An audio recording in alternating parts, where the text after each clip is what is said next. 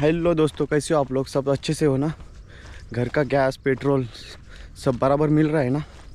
और मिलना भी चाहिए, क्योंकि अभी तो हमारे देश में पेट्रोल डीजल की कमी नहीं हुई है, गैस की भी कमी नहीं हुई है। खाली कुछ लोग ऐसी ही अफवाहें उड़ा रहे हैं कि लॉकडाउन लगने वाला है, इसलिए सब लोग पेट्रोल पंप पे भर भर के लाइनें लगा रही है। ऐसा कुछ नहीं है भाई।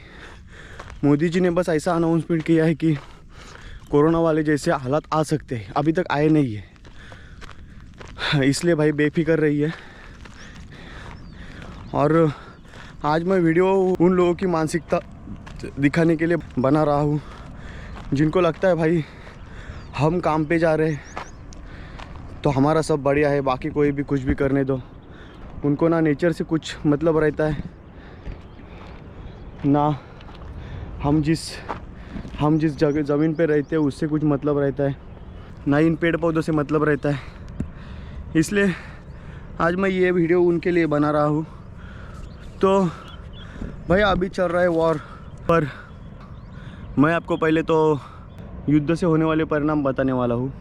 युद्ध में सबसे बड़ा नुकसान क्या होता है? किसी का मरना, किसी का बेटा मरता है, किसी का पति मरता है, किसी का बाप मरता है, किसी का भाई मरता है, किसी का कोई भी रिलेटिव मरता है।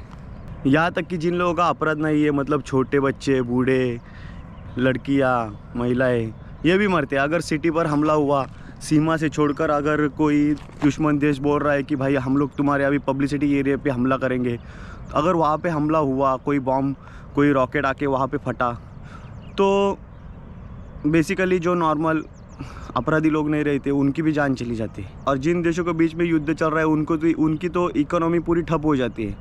मतलब जो तुम पैसा देश के विकास में लगाने वाले हो वो पैसा युद्ध में लगाना पड़ता है। कोई किसी को धमकी देता है भाई हम तुम्हारे लाइट सोर्स उड़ा देंगे, कोई धमकी देता है भाई हम तुम्हारे फ्यूल स्टेशन उड़ा देंगे, जहाँ से फ्यूल उनको मिलता है, जहाँ से वो फ्यूल निकलते, समझो क्रूड ऑयल निकलते, कुछ निकलते, वहाँ पे बम फोड़ देंगे।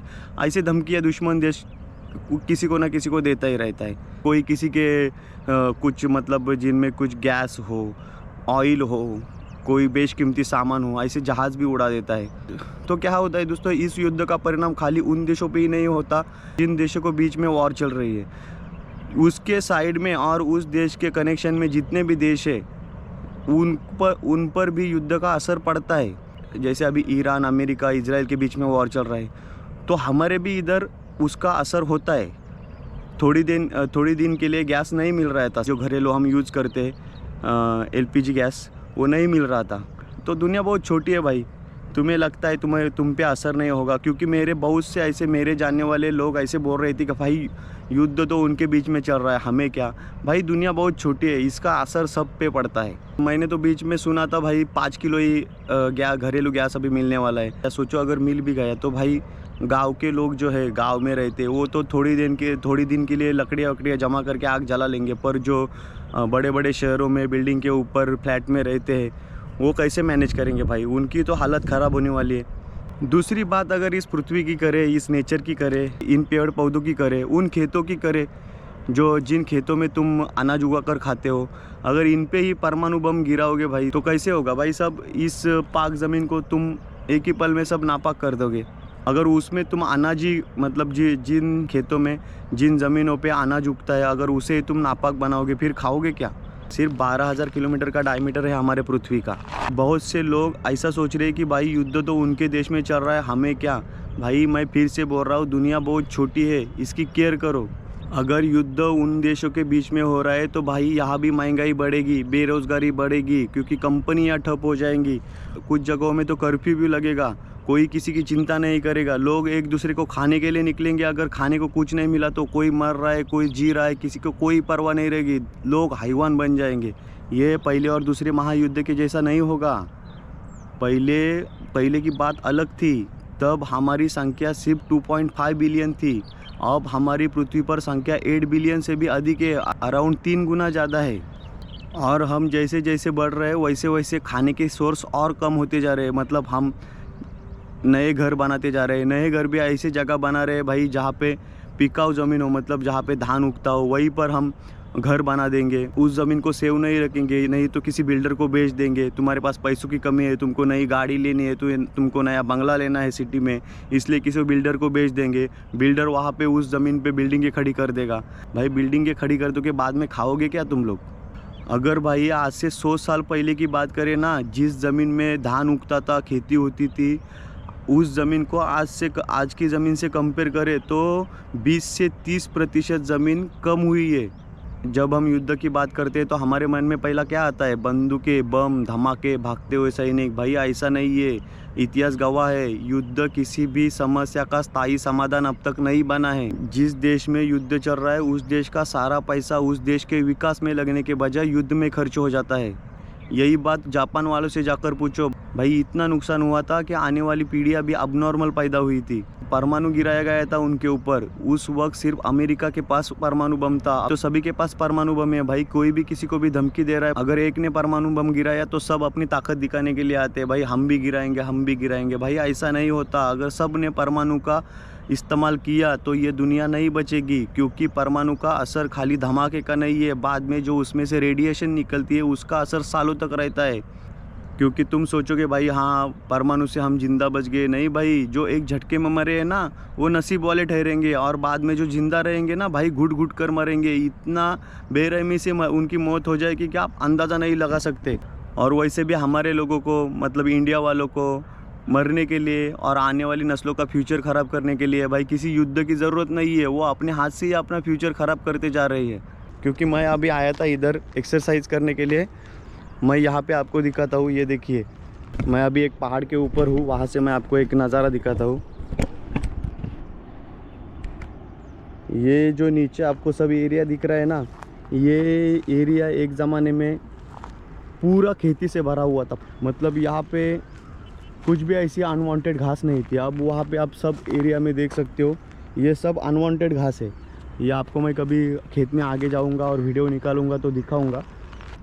ये अभी बारिश के दिन ख़त्म हुए ना, इसलिए ये घास सूख गई है, नहीं तो आपको दिखती है घास। ये सब अनवांटेड घास है। यहाँ पे पूरा खेत खलियान था, मतलब बहुत खेती होती थी। किसी ने ये ज़मीन बेच दी है, किसी ने यहाँ पे गोडाउन खड़े कर दिए, किसी ने खेतों में मिट्टी डाली है, किसी ने खेतों की जो पिकाऊ ज़मीन थी, मतलब जिसमें अनाज धान उगता था, वही पूरी ऊपर की मिट्टी बेच दिए। किस लिए? जो घर के लिए हम ईंटें यूज़ करते हैं ना, वो ईंटें बनाने के लिए किसी ने ज़मीन ऊपर की मिट्टी बेच दी। क्योंकि भाई हम लोग मेहनत का काम करना ही नहीं चाहते, हमारे पास ज़मीन होके भी हम खेत नहीं लगाना चाहते। बाद में हम राशन के चावल गेहूँ खाते, उसमें भी हम चिल्लाते हैं, भाई बोलते हैं हाँ सरकार हमें प्लास्टिक का राशन दे रहे, प्लास्टिक के चावल दे रहे, हम कैसे खाएं? तो भाई तुम्हारे पास पहले से ज़मीनें थी, अभी भी ज़मीनें तुम्हारे पास है, तुम उसमें अगर थोड़ी मेहनत करो तो वो ज़मीनें धान देने लायक हो सकती है। पर भाई तुमको चाहिए आराम की ज़िंदगी, कोई मेहनत का काम नहीं करना चाहते। हम लोग हमारे खाने के सोर्स कम करते करते विकास के बारे में सोच रहे हैं। भाई हम ऐसी जगह पे विकास ढूंढ रहे हैं जहाँ पे बाद में हमें फ्यूचर में बहुत तकलीफ हो सकती है। और लोगों की उम्र अभी से कितनी कम हुई है, लोग कितने मोटे हो जाते हैं। अब 90s की बात करो तो तब के लोग देखो और अभी के लोग देखो भाई, तुमको 10 में से हर एक बंदा मोटा दिखेगा। पहले तो भाई 100 में से अगर कोई भी बंदा मोटा दिखा तो अभी 10 में से एक बच्चा तो मोटा दिखता ही दिखता है।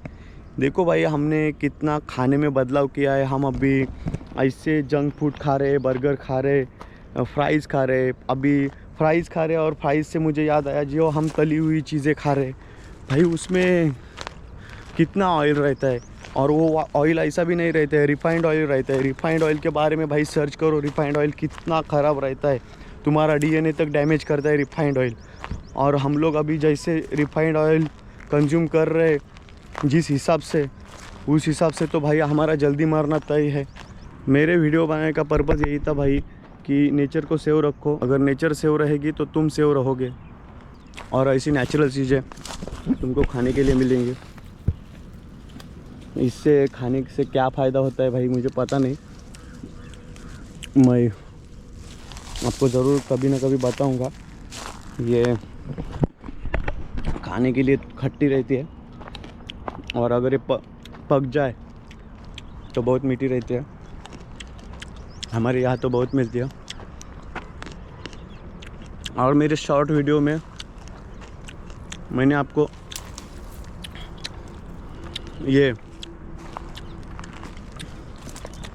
आपको ये खाते दिखाया था, पता नहीं भाई, पर बचपन से हम इसे खा रहे और ये बहुत अच्छा लगता है। जो मैंने अभी ये निकाले हैं ना, ये फल उसी वनस्पति का है ये। तो चलो बाय दोस्तों, जाते जाते मेरे चैनल को सब्सक्राइब करें।